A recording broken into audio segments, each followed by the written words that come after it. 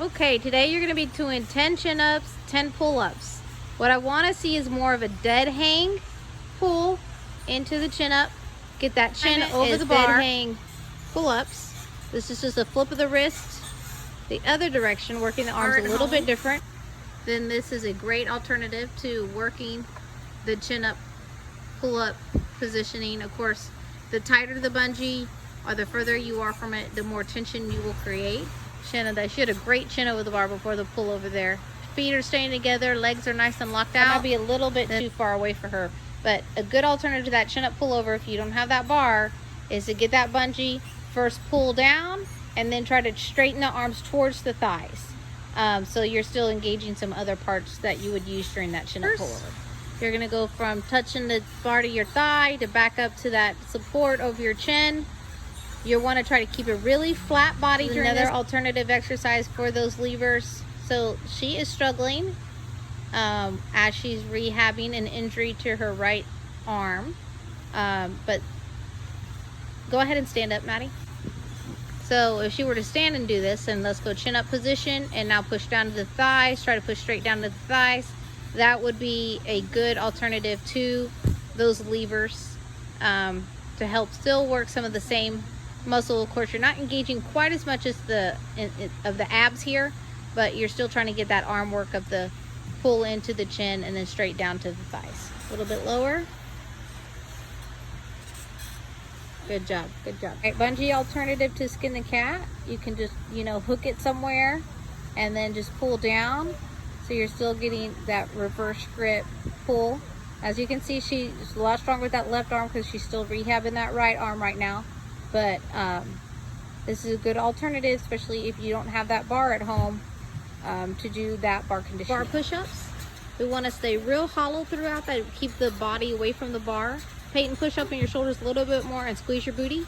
You see how she went to the rounded position. So Alexis is just going to show us an alternative to the bar push-up. Once again, if you don't have a bar at home, if you can find some kind of safe ledge that you can't fall off of, that your mom's not going to yell at you about, you can also use an edge to do these bar push-ups with a little more hollow at the top of the push. There, Alexis, there you go. But that is an alternative if you do not have a bar. Alternative, once again, if that ledge is not available, or if you have an injury you're dealing with in the wrist or finger area, you can work that round push. She is on her toes. This would be something that you could also do on your knees if you're not quite strong enough to do it this way. We're just working bar hollow outs, and they're just pushing to that lower thigh position and really trying to create a little more turtle shell on top, Peyton. Alexis is demonstrating doing it on a ledge as well. A little more turtle shell at the top of your back there, Alexis. So if you have a ledge available, this is great to work pushing through your shoulders and pushing through your back for circling. Once again, an alternative if you have a wrist or finger injury, she's working the round turtle shell at the top and pushing through that back without being weight bearing on the wrist, which is also another alternative.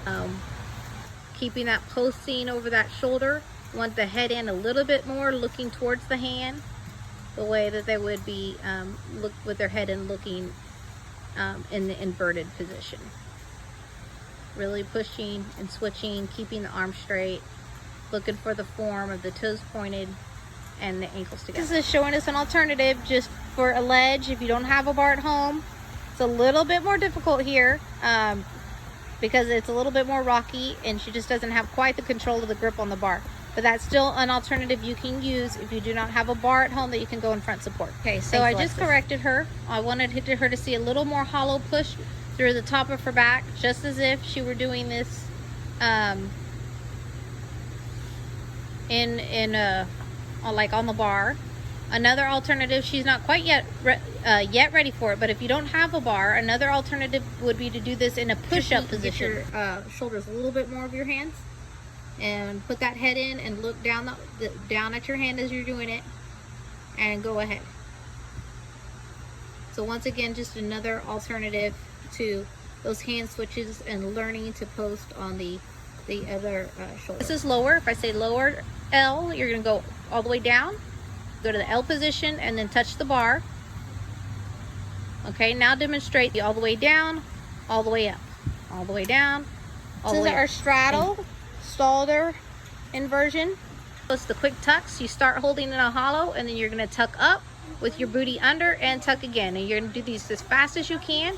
And if you keep the booty tucked under, then you can do these quite rapidly because you don't generate the swing because you are holding the booty under, which is also a great way to remind them of holding that hollow booty under position when they do flips. Thanks, Kat. So if you are working at home in handstands, one of the best things you can do is work handstands. So you want to get your wrist as close to the wall as you can while pushing your hips flat, stomach flat, and shins flat against the wall.